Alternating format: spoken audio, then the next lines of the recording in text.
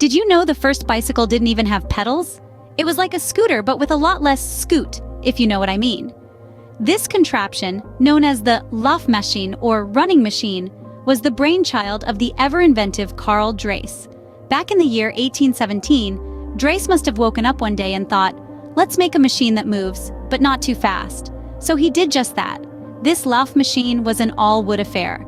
No metal, no rubber, just good old-fashioned timber.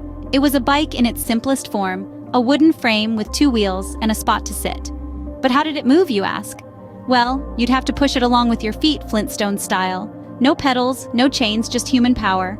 Imagine trying to get anywhere fast with that. It's like trying to win a race with a pair of wooden shoes. So, we had a wooden contraption with no pedals. But folks, the bicycle's evolution was just getting started. Let's time travel back to the 1860s.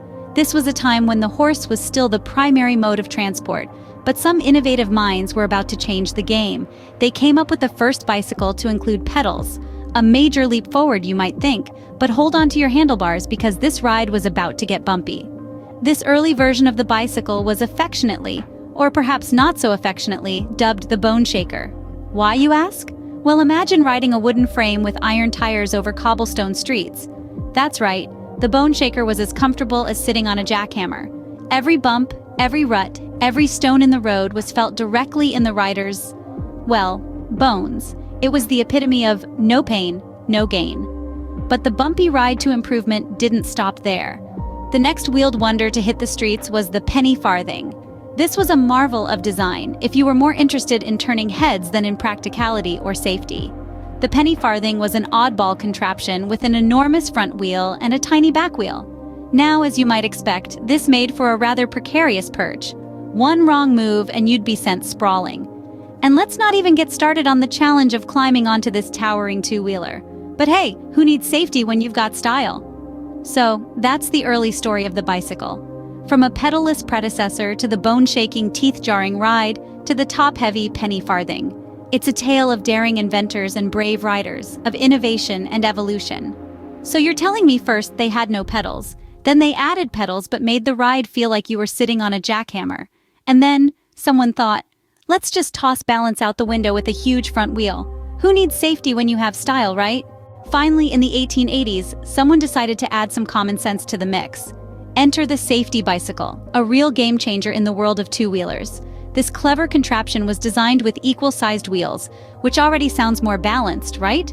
But the real kicker was the chain drive to the rear wheel. This mechanism allowed for smoother rides and better control, a far cry from the bone-rattling, teeth-chattering rides of yesteryears. Thanks to these innovative tweaks, cycling became less of a daredevil stunt and more of an enjoyable everyday activity. In fact, this design proved so successful that it's still the basis for most of today's bicycles. A testament to the old adage, if it ain't broke, don't fix it. So it took them about 70 years to figure out that a bicycle should be safe, comfortable, and actually, rideable. Better late than never, I suppose. So let's recap the comedy of errors that was the invention of the bicycle. Our journey begins with the wooden scooter, a contraption of two wheels and a plank that was about as comfortable as riding a broomstick. Then, we graduated to the Bone Shaker, a contraption made almost entirely of metal and no suspension whatsoever, turning every pebble into a mini earthquake. Oh, and let's not forget the high wheeler, the bicycle that took living life on the edge a bit too literally. With a wheel as tall as a man, one false move and you'd be performing an impromptu somersault. Good luck landing that one.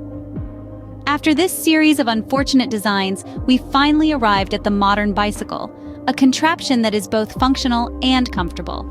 And there you have it, folks, the bicycle.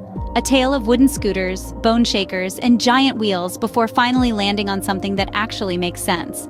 It's a good thing our forebears didn't give up, or else we might still be stuck trying to pedal our wooden scooters.